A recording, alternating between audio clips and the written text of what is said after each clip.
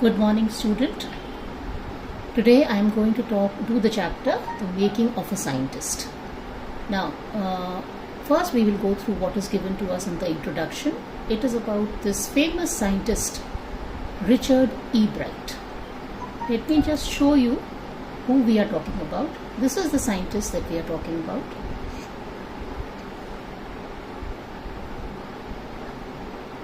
Loading is taking a little time, so you can get a fair idea. This is the gentleman that we are speaking about. He is a molecular biologist, and he has done seminal work in the field of nuclear and molecular chemistry.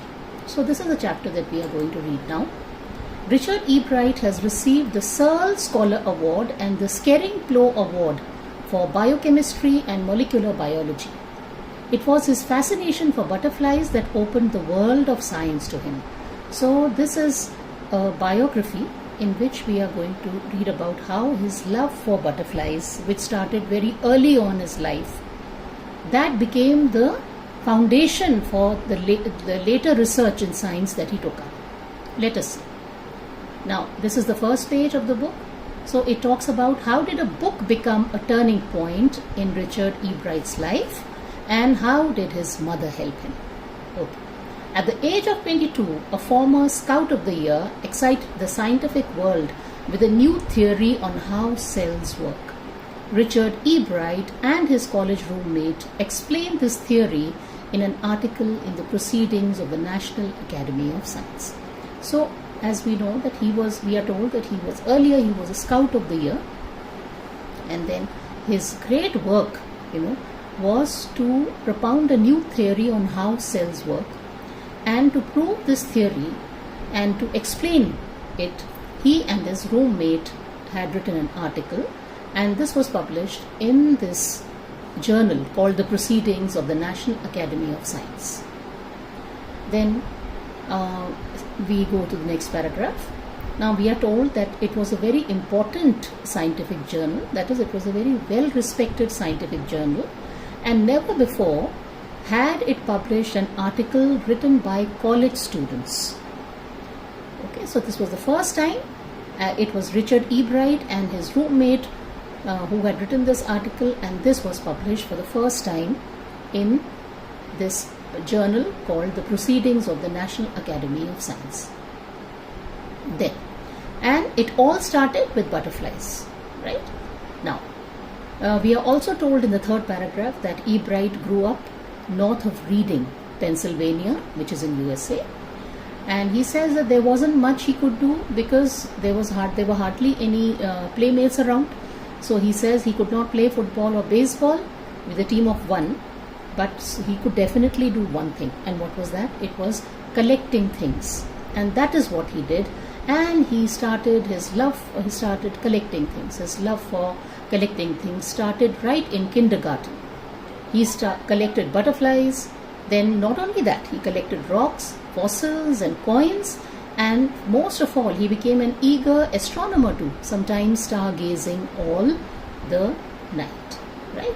Okay, moving on to page number 2. Now, most important thing about him was that there were two qualities of his that were quite remarkable. He had a driving curiosity, as we are told, a driving curiosity, and a bright mind, right?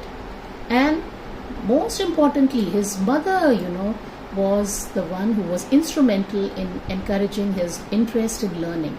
She bought him telescopes, microscopes, equipment, and helped him in so many other ways, right? After that, she says that she was her only companion in the beginning years of his life, and at night they would just do things together, right? And she would, after his father died when he was in 3rd grade, and so her mother became her sole companion. Then they spent every evening at the dining room table. If he did not have things to do, she says, I found him work. Not only physical work, she says, but learning things, knowing about things, observing things. And he really liked it. He wanted to learn. And then he was such a good student that he earned top grades in school. On everyday things, he was just like every other kid, the mother says.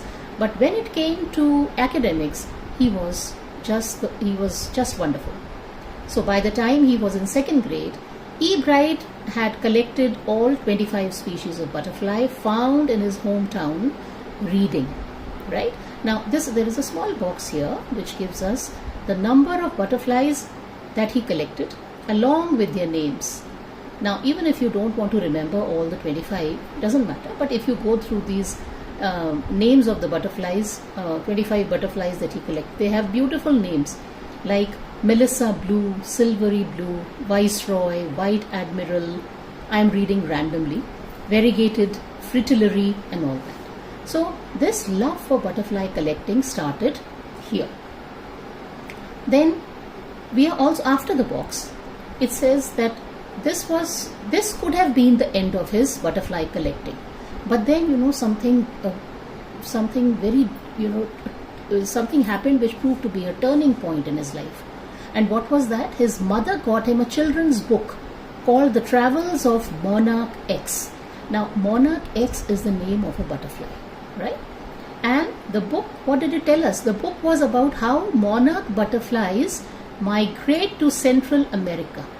Okay, this was the theme of the book, that how the monarch butterflies migrate to Central America, and this opened the world of science to the young collector. Here the young collector is obviously Richard E. Bright. Okay, moving on to the next page. Then the book not only talked about the travels of the Monarch X butterfly. At the end of the book, the readers were invited to help study butterfly migrations. That is, how far do the butterflies migrate from their original habitat. This is what the book invited the readers to find out.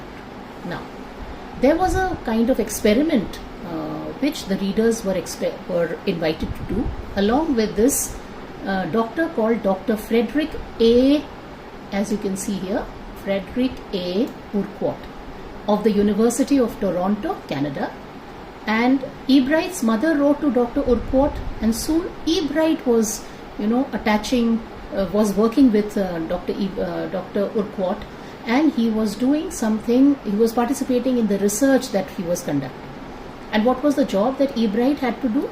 He had to attach light adhesive tags to the wings of the monarchs. The point was that he would be attaching the tags to the wings of the monarch, then he would let the butterfly fly away, and anyone who would find a tagged butterfly was asked to send the tag to Dr. Urquhart. So we can imagine that what did the tag contain?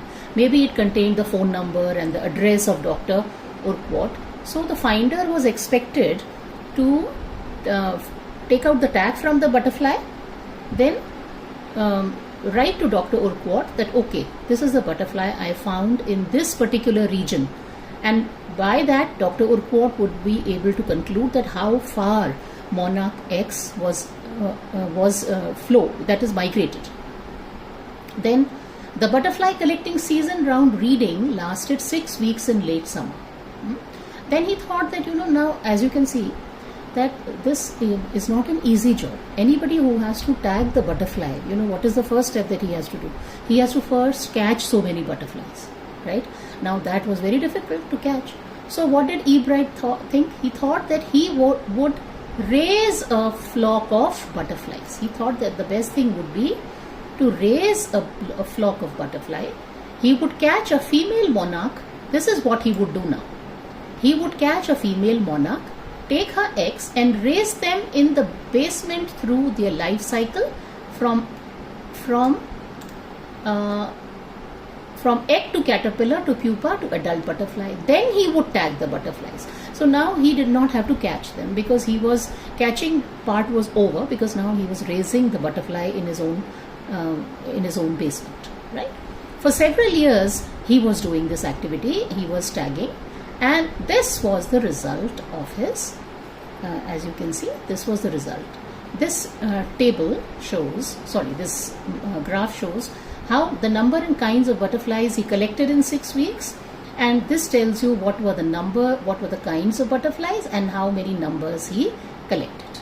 But he says, eventually I began to lose interest in tagging butterflies. So eventually, he did not carry on with it. There were reasons for it. And what was the reason? Number one, it was tedious. Okay? And there wasn't enough feedback. That is, as you can imagine, it was a very tough task to catch butterflies, and even if he thought of raising the butterfly in his basement, it took a lot of time and effort. And most importantly, there was not much feedback, meaning that they did not even know whether the butterflies which they tagged, they were being found by people or not, or even if they were being found, nobody sort of contacted Dr. Urquhart. So it was, all the time, it was just work. Okay? And he says that in all the time I did it, only 2 butterflies were recaptured, meaning that they got news of only 2 butterflies that they had tagged, right? And they came to know that, and they were not more than 75 miles from where they lived. So the best they can say was, E. Bright could say was, that okay, these butterflies had migrated about 75 miles away from where he lived. And where did he live? He lived in Reading in Pennsylvania. Okay? So I hope I am making myself clear. Alright, going to the next page. Then in the 7th grade, okay, now 7th grade, he got a hint of what real science was. When he entered a fair, he entered a science fair, and he was, he did not win anything while everybody had won something. And what his entry was to show the tissues of frog in slides, okay?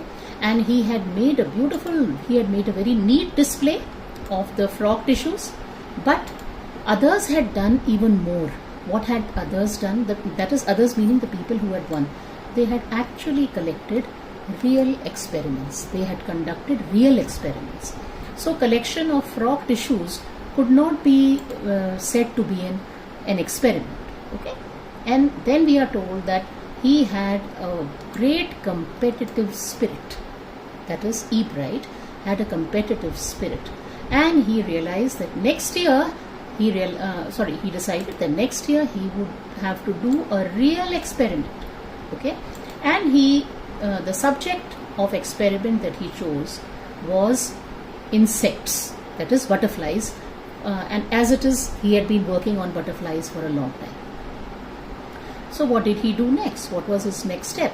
The next step was that he wrote to Dr. Urquhart for ideas, and then Dr. Urquhart sent him many ideas, and he said, and all through his high school he did many prize projects in the county and international fairs. So after that, he participated in a lot of science fairs in which he won various prizes. Now, first we just read about his 7th grade project. Now let us go to his 8th grade project. What did he do? He wanted to find out the cause of the viral disease that kills nearly all monarch caterpillars every few years. Okay, E. Bright thought the disease might be carried by a beetle. Beetle is a kind of insect, a black insect, and he says, I did not get any real results. Now once he had done all that, he really did not get any real results. But this time he won. Why? Because he had actually tried the experiment. So whatever marks he must have got, they were for trying out. Even trying out and trying to make an experiment was as important, no less important than winning or losing it. Okay. Then we move on to the next paragraph. Next year, meaning when he was in class 9, right? His science fair project was testing the theory, now another theory that viceroy butterflies copy monarchs. Now one butterfly is named viceroy, the other was monarch. As you can see in this picture, viceroy, the topmost butterfly, this one, the topmost butterfly is the monarch. The bottom one is the viceroy. Okay, So he had a theory, he had a thought that viceroys look like monarchs. Reason? Why do they want to look like monarchs? Because monarchs don't taste good to birds, meaning that birds prefer to eat viceroys rather than monarchs, right? So which butterfly is in danger? Viceroy is in danger, right? So what do? Viceroys try to mimic monarchs. This was the theory which he wanted to prove. So as you are aware that there is this concept of camouflaging. For example, chameleons camouflage themselves by merging in the background. They take on the color of the background on which they are seated, on wherever they are. So similarly, it seems he had a theory that because viceroys are loved by the birds, they like viceroys, and since they are so close to monarchs in appearance, so viceroy must be mimicking the monarchs in order to hide from the birds. Okay, then. So what did he have to prove here? He had to prove whether the birds would eat monarchs or not. He found that the starling would not eat. Starling is a kind of bird. He found that the starling would not eat ordinary bird food, but it would eat all the monarchs it would get. Okay, and then later on, after much research, which was not conducted by him but by other people, it came to light that probably viceroys, that is these butterflies, they do copy monarchs. Okay, and this project that he did was placed first in the zoology division, and it won the 3rd overall prize in the county science fair. So we see now that now Ebright has, he's actually researching. He was actually conducting real experiments to prove his theories right or wrong. Okay, all right, moving on to the next page.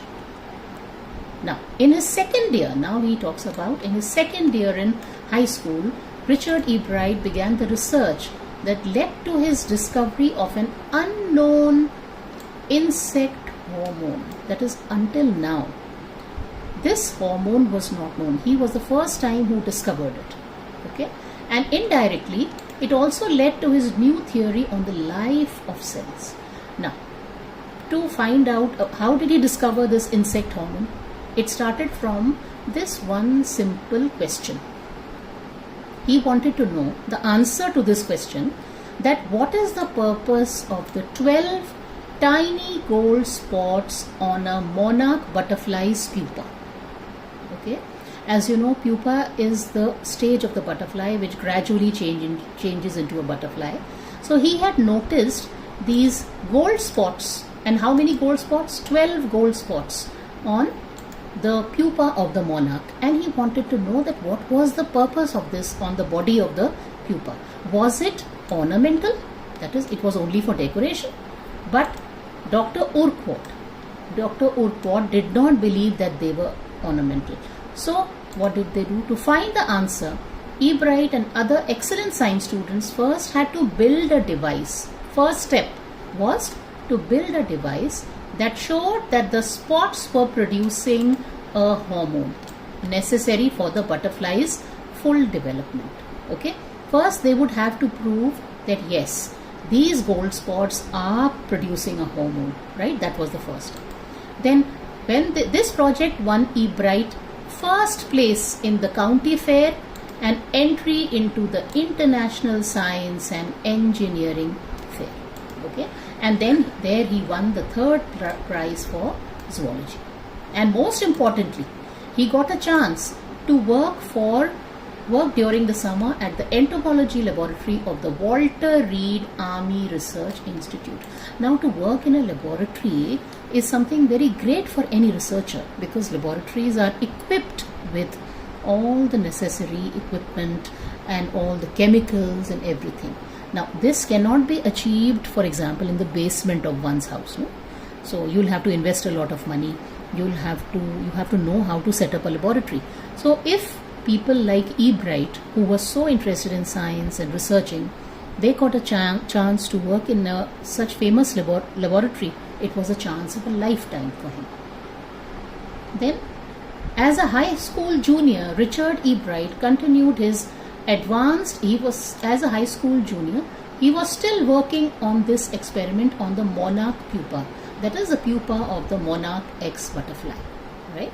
And that year, his project won the first place at the International Science Fair, and also he got one more chance to work in the Army laboratory during the summer, right? Once again, he had a chance to work in a laboratory.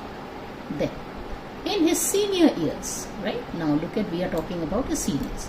He went a step further. What did he do? Now, see, he has already proved that the hormones are being secreted by those 12 gold spots, right? Now what did he do? He grew cells from a monarch wing in a culture and showed that the cells would divide and develop into normal butterfly wing scales only if they were fed with the hormone from the gold spots. Now, if you are able to show that the butterfly wings cannot be made in the absence of that hormone which is being secreted by the 12 gold spots on the pupa, then you have proved that this hormone is essential for the growth of the butterfly wings. Okay? And what was the result of this? The project won the first place for zoology at the International Fair, right? Then he spent the summer after graduation doing further work at Army laboratory, 2 laboratories, Army laboratory and at the laboratory of the US Department of Agriculture. So now his work, every year his work is coming out so well, in terms of research, in terms of proving his theory. He has become so successful that now he is getting a chance to work in the laboratories like Army laboratory of the US Department of Agriculture. Okay, then let's see.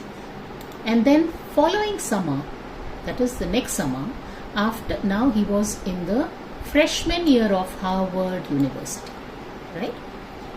Once again, E. Bright went back to the laboratory of the Department of Agriculture and did more work on the hormone from the gold spots. He is still doing work on that hormone. He is still wanting to find out and about the gold spots. And in the laboratory, since there are sophisticated instruments, he was able to identify that what was the chemical structure of this hormone which was being secreted by the gold spots. Okay. Then, year and a half later, E. Bright got an idea about his new theory about cell life. And it came while he was looking at the X-ray photos of the chemical structure of a hormone, of this hormone, right? When he saw those photos, E. Bright did not shout Eureka. Eureka means that is, it is an expression of triumph, of victory, or even I've got it. But he believed that along with his findings about insect hormones, the photos gave him the answer to one of biology's puzzles. What is the puzzle of biology which has not been solved as yet? That how can the cell read the blueprint of its DNA? For example, DNA is the substance in the nucleus of the cell that controls heredity. We know this. You have read it in biology also. Okay. It determines the form and function of the cell. Thus, DNA is the blueprint of life. So, to understand it in a, I think in a more simpler way, you have to understand this. How does the cell know, okay, that it has to become a hair cell, or it has to become a skin cell, or it has to become a tissue cell? How does it know? Because in the beginning all cells are the same. Then they differentiate. So what tells them that they have to become of a certain type? That is how does it happen? It through DNA. DNA carries that instruction or the blueprint which tells the cell to convert into a hair cell or any other kind of cell. So thus DNA is the blueprint for life. Okay. Alright. I'm moving on to the next page now. Now, E. Bright and his college roommate James R. Wong, Okay, these two were a team and they worked all that night drawing pictures and constructing plastic models of molecules to show how it could happen. Then together they wrote the paper that explained the theory. See, all researchers have to explain what their theory is, what research and what experiments they did on it, and what results they got from it. And then those articles or those papers are reviewed by different people. Sometimes they are peer reviewed, that is reviewed by other scientists of their own class or their own cohorts, or they are reviewed by their professors. So they had to this paper means that paper, that article in which they explain the theory. After that, surprising no one who knew him, Richard graduated from Harvard with highest honors. Now he became a graduate, and out of a class of 1510 students, 1500 plus students, he was the second in class, right? Then Ebright went on to become a graduate student researcher at Harvard Medical School, right? And then he began doing experiments to test his theory, right? Which theory? The theory which he had already explained in this paper, which has been mentioned in the previous page. Okay? If the theory proves correct, see, the question of correctness and incorrectness of the theory is also very important. For example, if the researcher or the experimenter, he first proposes a theory, then he tries to prove it right, but sometimes the results may prove to be wrong. That is, it may prove that the theory was wrong, right? So the researcher has to be ready for both. So he says, in case this theory proves correct, it will be a big step towards understanding the processes of life. Processes of life means those processes of life which are happening at the level of the cell. Okay? And then it might also lead to new ideas for preventing some types of cancer and other diseases. All of this is possible because of Ebright's scientific curiosity. So we have to understand we have to appreciate that if people like Ebright and other scientists, they do not have this curiosity, to find out about things, then no discovery will happen, and mankind will never get the benefit of an advanced kind of life. Okay, so Ebright had a great scientific curiosity. Then his high school research into the purposes of the spots on monarch pupa eventually led him to his theory about cell life. Okay, then Richard Ebright has been interested in science since he first began collecting butterflies, but not so deeply that he hasn't time for other interests, which means that he has other interests also. What are his other interests? He is, look at these lines, he is a champion debater, he is a public speaker, he is a good canoeist. Okay, canoeist is a person who is interested, who does canoeing. Okay, canoeing is a kind of boat. And he's an all-around outdoors person. He's also an expert photographer, and particularly of nature and scientific exhibits, right? Now, in high school, he was a straight A student. So what are these paragraphs telling us? That what an all-rounder he was, right? He was a straight A student. He turned a lot of his energy, because for him, academics was easy. So all his energy he could turn towards debating. He used to debate. He did Model United Nations also, okay, which we call MUN, which runs in so many schools of Delhi and NCR. And then he also found someone to admire. Okay. Now Richard A. Wheeler, he was a social studies teacher and he was his advisor also. And he says that Mr. Wheeler was the perfect person for me then. He opened my mind to new ideas. So in every person's life, there is some or the other inspiration. So for him, Dr. Wheeler, his social science teacher, was this inspiration. Okay. Then what does the social science teacher have to say about Richard? He says, Richard would always give that extra effort. And he says, what pleased me was, here was this person who put in 3 or 4 hours at night doing debate research besides doing all his research with butterflies and his other interests. Okay, and then he also tells us the socials. These are the words of Mr. Veera, who was his social studies teacher. Most importantly, he was competitive, but not in a bad sense. That is, he was not a cutthroat kind of competitor. He wasn't interested in winning for winning's sake or winning to get a prize. Okay, he was not winning because he wanted a prize. He was winning because he wanted to do the best job he could. Okay, and he was winning for the right reasons, and he wanted to be the best. So these are the things that his social science teacher admired about him.